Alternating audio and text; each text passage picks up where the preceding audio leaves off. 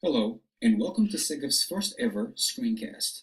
In this short presentation, we will explore and analyze the real-life application of John Swales' 6 defining characteristics of discourse community, mentioned in his 1990 genre analysis article, The Concept of Discourse Community.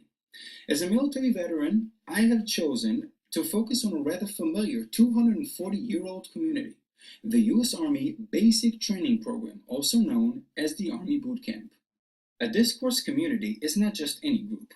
John Swales defines it as a specific group of individuals that share common goals, form unique social behaviors, maintain and expand the overall group knowledge in regards to those goals, share that knowledge with new members of the community, and finally, form communication channels in which that knowledge is being shared.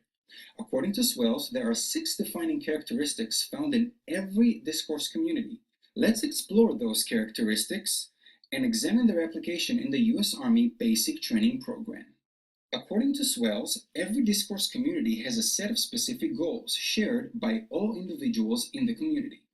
During the 10-week program, the new recruits are being trained on the skills necessary to defend their country. Though the goal of national security is shared among other discourse communities within the military, such as the Navy and the Air Force, the specific goals of the Army Boot Camp are: learn the basic tactical and survival skills necessary for combat, practice shooting skills, learn the basics of Army life and military customs, and embrace the 7 core values of the Army. Unique mechanisms of intercommunication among its members are defined as the second characteristics of a discourse community. The Army Basic Training Program is mostly based on continuous direct communication between members. However, program graduates can always stay informed through internal newsletters and Army publications. While every platoon within the training program has its own training schedule where privates interact with their instructors and with one another, there are periodical program-wide gatherings for training purposes and information sharing. According to Swales, a discourse community uses its participatory mechanisms primarily to provide information and feedback. The basic training program revolves around a learning, so it's only natural that all individuals in the program will enhance each other's memberships by constant feedback and information exchange in order to get closer and closer to achieving community goals. During the training program, the new recruits are faced with many challenges and tasks in order to improve their skills. At the end of each activity, they are evaluated by officers and sometimes even their peers. The swift transition from civilian life to a military program is extremely challenging, and the only way to ensure conformity and unity of command is through the use of authority and obedience. The new recruits are exposed to new genres of communication through intense training where physical and mental stress is imposed by the instructors. For example, respect for authority is one of the main themes in basic training.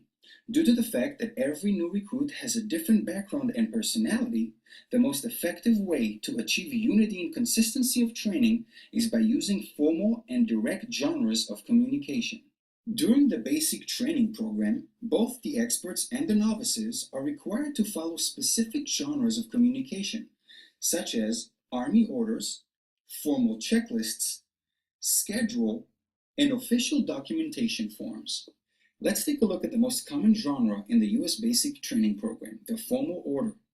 As you can see, regardless of the content, every order must follow a specific uniform pattern. The formal order patterns exemplifies the Army core values and themes. The identification of the order origin is found in the U.S. Army emblem that must appear on every issued order. The contact language is direct and formal.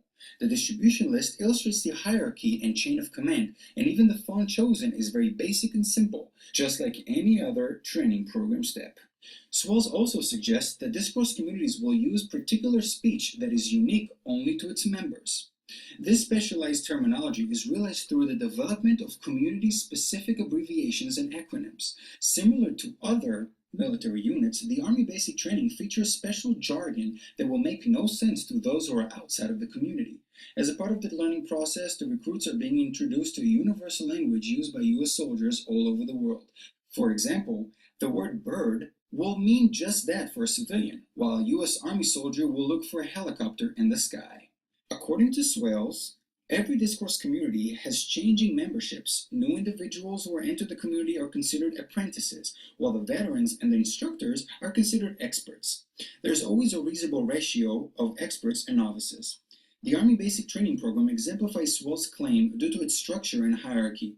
While there are only few experts in the program, novices are increasingly absorb more knowledge as they go along. In closing, the U.S. Army Basic Training Program illustrates Swales' definition of discourse community and follows the 6 defining characteristics. If you would like to learn more about the U.S. Army Basic Training Program or the concept of discourse community, follow the links in the description box. Thank you so much for your time and have a wonderful day.